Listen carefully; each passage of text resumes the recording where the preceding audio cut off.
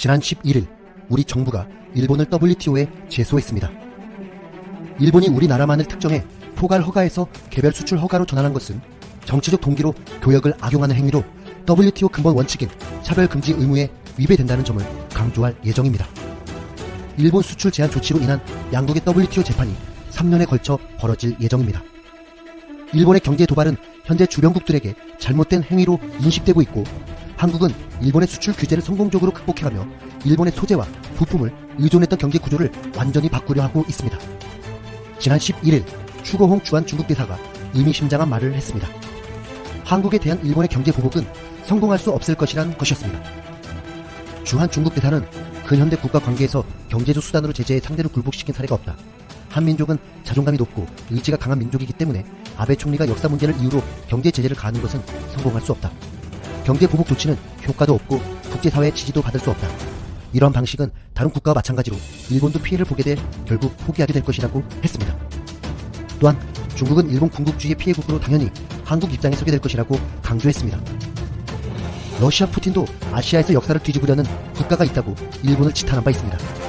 푸틴은 2차 세계대전 역사를 의도적으로 뜯어고치려고 하고 일부 사건은 제멋대로 곡해하는 사람이 있다. 어떤 국가들은 전범과 그 앞잡이들을 미화한다며 일본과 아베 정권을 강력하게 비판했습니다. 일본 아베 정권은 러시아에게 끊임없이 쿠릴 열도가 자신들의 땅이라며 돌려달라고 하고 있습니다. 푸틴은 어림없다면서 일축했습니다. 푸틴은 일본이 불화수소 수출을 규제한다고 하자 한국에게 자신들이 줄 수 있다고 했습니다. 푸틴은 최근 열린 동반경제 포럼에서 쿠릴 열도를 요구하는 일본과 평화조약 체결 협상은 어렵다고 했지만 한국과 손을 잡겠다고 했습니다. 한국의 소재 부품 국산화를 돕겠다고 하며 공동투자펀드 설립을 검토하고 한러 FTA 체결을 추진하기로 했습니다. 그리고 러시아는 삼성중공업 6조 원의 LNG 운반선을 계약했습니다. 중국과 러시아는 일본의 과거에 대한 인식을 비롯하여 한국에 대한 경제 도발이 잘못됐다고 말하고 있습니다. 이 같은 상황에서 우리나라뿐만이 아니라 중국과 러시아를 자극할 수 있는 소식이 또 전해졌습니다. 일본이 방사성 오염수를 바다에 방출하겠다는 말이었습니다. 10일 일본 하라다 요시하키 홍경상이 국무회의 후 기자회견에서 일본의 방사성 오염수를 바다에 버릴 수밖에 없다고 말했습니다. 일본이 방사성 오염수를 방류할 경우 시뮬레이션을 해본 결과 쿠로시오 해류가 필리핀에서 시작해 일본, 러시아, 미국의 캘리포니아 쪽으로 적도를 둘러 한국으로 돌아오는데 약 1, 2년 정도 걸린다는 결과가 나왔습니다. 정말 충격적입니다. 일본이 지금 방류하면 한국보다 러시아와 일본이 더 빨리 피해를 보게 되면 1, 2년 후에 도달하는 곳은 중국과 한국의 바다가 되는 것입니다. 일본이 방사성 오염수를 방출하면 우리뿐만 아니라 미국, 러시아, 중국 등 태평양 전 해역에서 오염이 일어난다는 것입니다. 아직까지 전 세계 언론과 국민들이 크게 알지 못하나 미국과 호주 언론만 일본 방사능의 위험성을 보도한 바 있습니다. 한국 정부는 일본의 오염수 해양 방류를 막기 위해 9월 16일 국제원자력기구에서 이 문제를 알리고 공론화할 계획입니다. 이제 우리 정부는 이 위험성을 알려서 가장 직접적으로 피해를 입는 미국, 러시아, 중국뿐만 아니라 전 세계 국가들과 일본의 만행을 막아설 예정입니다. 전 세계의 경제 질서를 어지럽히고 이젠 오염수까지. 전 세계의 안전을 위협하는 일본은 이제 국제사회 심판대에 오를 예정입니다. 이상 진심TV였습니다. 18세기 무렵 러시아의 페트르 대전은 러시아군에 근무하던 덴마크 출신 탐험가 비투스 베링에게 시베리아와 아메리카 대륙이 육지로 연결되어 있는지 확인해보라는 임무를 지시합니다. 베링은 이렇게 육지 조사를 위해 북태평양 지역을 항해했고 1728년에 시베리아와 아메리카 사이에 해협이 존재한다는 사실을 알게 됩니다. 그리고 1741년 베링은 시베리아 넘어 아메리카 대륙에 도달하게 되었고 그곳이 바로 알래스카였습니다.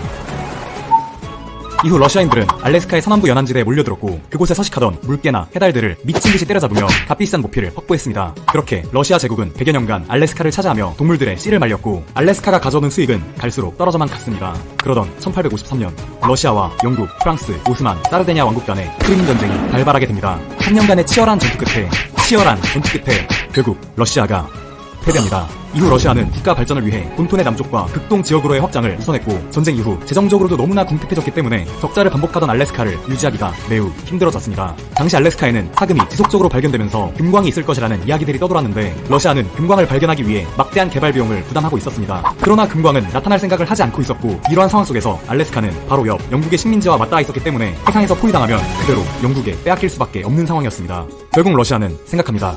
어떻게 하면 영국을 엿먹이면서 알래스카 문제를 해결할 수 있을까? 저기요? 네? 알래스카 우리한테 팔래요? $720만 달러면 적당한 것 같은데. 네.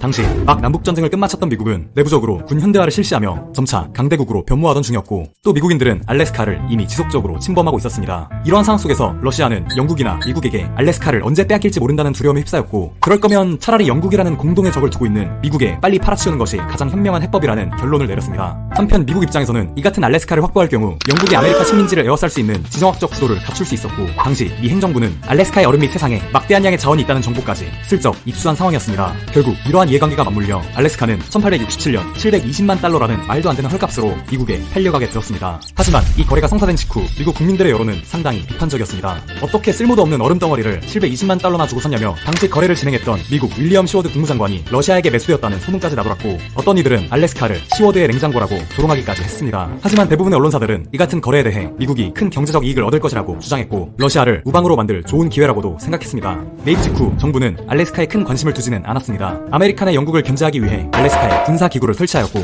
이렇게 북아메리카 지역을 에워싸며 전략적으로 자국의 안보를 유지하는 데 이용한 것으로 만족할 뿐이었습니다. 그러나 1880년대에 접어들면서 이렇게 관심 밖에 던져져 있던 알래스카에서 금광이 발견됩니다. 이후 알래스카는 골드러시를 일으키며 경제적으로 급격한 관심을 받게 되었고, 머지않아 석탄, 석유, 구리, 천연가스, 철 등 수많은 자원들이 쉴 새 없이 쏟아져 내리기 시작합니다. 석탄은 전 세계의 10분의 1에 달하는 양이 매장되어 있었고, 석유와 천연가스는 수천억 달러에 이르는 것으로 밝혀졌습니다. 당시 단돈 200만 달러, 원화로 약 80억 원에 사들인 알래스카는 상상도 할 수 없을 만큼의 경제적 가치를 지니고 있었고, 지정학적으로는 아시아 태평양 지역에서의 미국의 영향력을 대폭 확대할 수 있는 여건을 마련해 주었습니다. 아이러니하게도 이 거래를 통해 우호 관계를 다진 미국과 러시아는 결국 한 세기 뒤 두 국가 모두 초강대국으로 급성장하여 냉전이라는 최악의 대립 상태를 이루게 됩니다. 그리고 알래스카는 냉전 시대에 말 그대로 소련을 코앞에서 위협하는 미국의 비수가 되었습니다. 정말로 역사는 한 치 앞도 알 수 없는 미로와도 같다고 생각이 듭니다. 그런데 소련은 어떻게 미국과 양대산맥을 이룰 초강대국이 될 수 있었던 것일까요? 아니, 우선 소련은 도대체 어떻게 탄생한 것일까요? 사회주의 혁명과 소련의 탄생은 다음 영상에서 계속됩니다.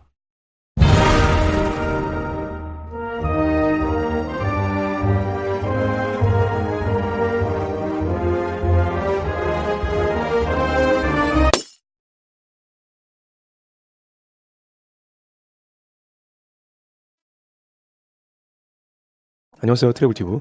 오늘은 미국 미사일 배치, 결국 일본이 유력해진 현 상황이라는 주제로 얘기해보겠습니다. 미국이 예고한 영내 아시아 미사일 배치가 일본이 유력할 것이라는 보도가 나와 초미의 관심사가 되고 있습니다.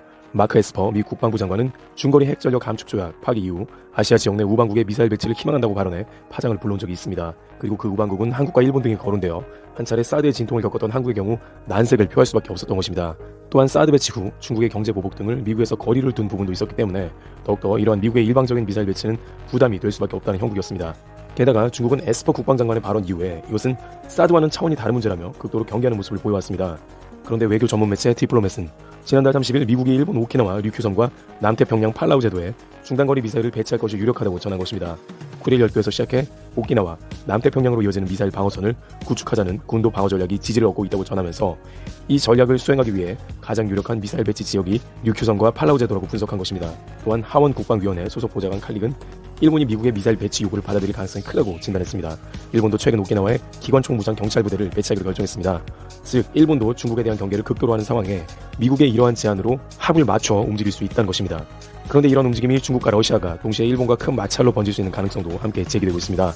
미국과 첨예하게 갈등하는 러시아는 쿠릴 열도에 이미 캄차카 반도에 배치한 신형 지대함 미사일을 옮기기로 했습니다. 아베 내각이 추진하는 러시아와의 평화협정은 추진 동력을 잃고 쿠릴 열도 반환 문제는 점점 더 멀어져가는 것입니다. 미국 중장거리 미사일을 결연히 반대하는 중국 입장에서도 일본의 미사일 배치를 그냥 넘어가지 않을 가능성이 큽니다. 일본 류큐섬의 미국 중장거리 미사일 배치 시 대만은 완전하게 커버되기 때문에 대만 및 남중국 해역 문제로 미국과 다투는 중국은 일본에게 사드 이상의 조치를 취할 수도 있다는 것이죠. 아베 총리는 G20 때 시진핑 주석과 회담 시 영원한 이웃이라며 협력 관계를 다졌지만 안보에서 새로운 문제가 터져나온 것입니다. 만약 러시아가 쿠릴의 미사일을 예상보다 빠르게 배치한다면 미국 당국은 일본의 미사일 배치를 서두를 수 있고 이것이 도쿄올림픽 등에 영향을 끼칠 가능성도 있습니다. 일본 당국은 한국 관광객이 오지 않는 자리를 중국에 메우면 된다며 중국 관광객을 늘리는 데 역점을 두라고 지시했습니다. 그러나 이런 마찰로 일본 여행 보이콧이나 불매운동으로도 올림픽 대상으로 번질 수 있다는 우려가 나오는 것입니다. 당장 중국 입장에서는 가장 일본의 아킬레스건이 도쿄올림픽의 성공적 개최이기 때문에 충분히 흔들 수 있는 대목입니다. 물론 이러한 군도를 묶은 미사일 배치 운용은 일본에서도 구상해온 시스템으로 국내에선 큰 문제가 없을 수는 있겠으나 도쿄올림픽을 앞두고 있는 현 시점에 중국과 러시아라는 변수를 외교적으로 맞서야 하는 부담감이 가중될 것이기 때문에 과연 미국의 미사일 배치가 진행될 때 어떠한 결과가 일본 및 동북아시아 지역에 펼쳐질지 귀추가 주목되고 있습니다. 트래블튜브 여기서 마치겠습니다. 감사합니다.